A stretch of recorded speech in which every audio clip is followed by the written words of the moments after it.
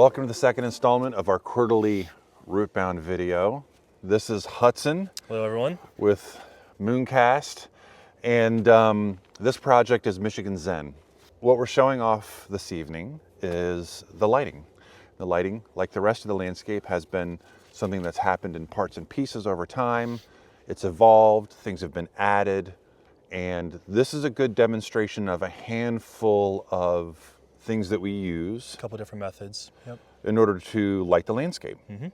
And the reason we're kind of here this evening is because I think that this time of year, lighting can be a little bit more powerful. Michigan is super dark. Mm-hmm. Sun goes down at 5:30 in the evening. It's cloudy and gray. And all of the things that make lighting valuable inside of a landscape kind of come to life at this time of year. So it's not on accident that we're here on a snowy evening. So let's talk a little bit, Hudson, about some of the different applications you did out here, because we think about lighting like in terms of like ambiance, we think about it in terms of like mood, security, right? So there's all of these different things that we use in lighting to embrace how it fits a site. Yeah, each fixture holds its own value and its own purpose. Right. First, let's start with the entrance. What do we do with the entrance down here? So at the entrance over here, we have a mixture of downlights and a little bit of ambient lighting on the tree line. It pretty much just helps the client arrive to their home safely, securely, and have a little bit of a guided entrance so that they aren't just relying on their headlights completely. Which kind of like puts people into a state of mind where they're like, people live there, there's something going on there, I'm not going to just drive down that driveway. So it's kind of like this like backhanded security component. For sure. Typically, all of our downlighting, we put up at least 20 to 25 feet tall so that the light emission is not shining into our clients' faces. And they're staggered up and down the driveway, so it doesn't look like a It looks more natural than just a security lighting where you would have super bright white lighting shining into your face at all times. Right. Tell us a little bit about the house.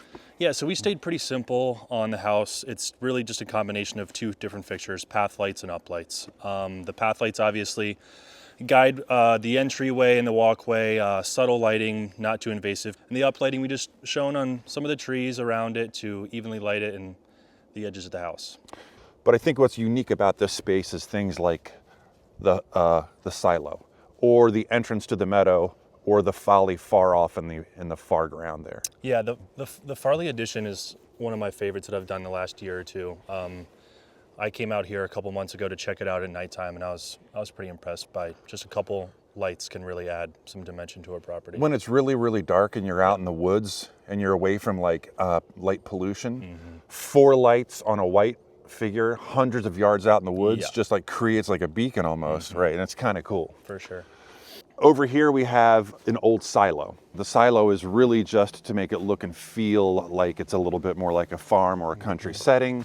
But you also lit the woods.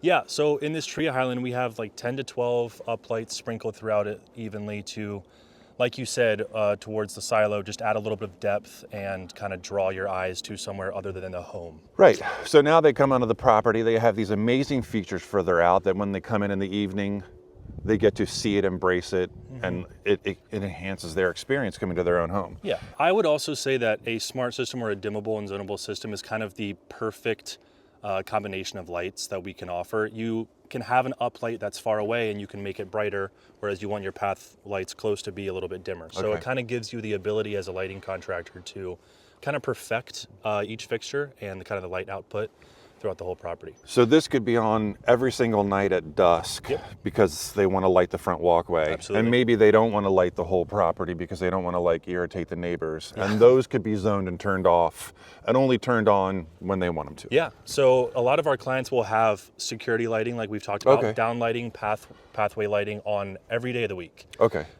Oftentimes throughout the night as well. And then a lot of our ambient lighting like this folly or this tree island or the silo would be just a weekend lighting when they're in town. Around the pool. If they don't live here throughout the week, that can be off around the pool, but if they come on the weekends, they can have it set up so that it can come on Friday night. So why don't we head around back and take a look at some of these fixtures? Let's do it.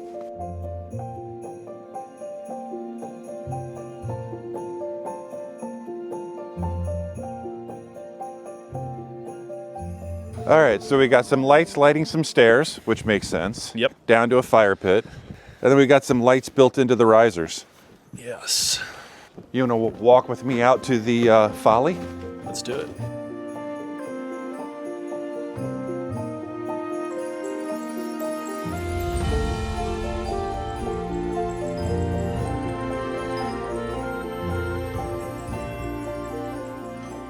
This lighting system in pieces had the woods done, and then this folly was one of the last pieces that got done. We designed and built the folly to match the house, and the lights are what creating the ambiance here. And this is the entrance to a meadow, which if you look through, you can see the real folly off in the distance there, lit up. 4 lights out there do all of that for that folly. That's really cool. And the lights are into the ground, so I mean they're able to shoot all the way up to the top of that sill there. So. Right. Thanks for joining us. Happy holidays. Hudson, MoonCast, thanks for joining us. Thank you for having me. All right.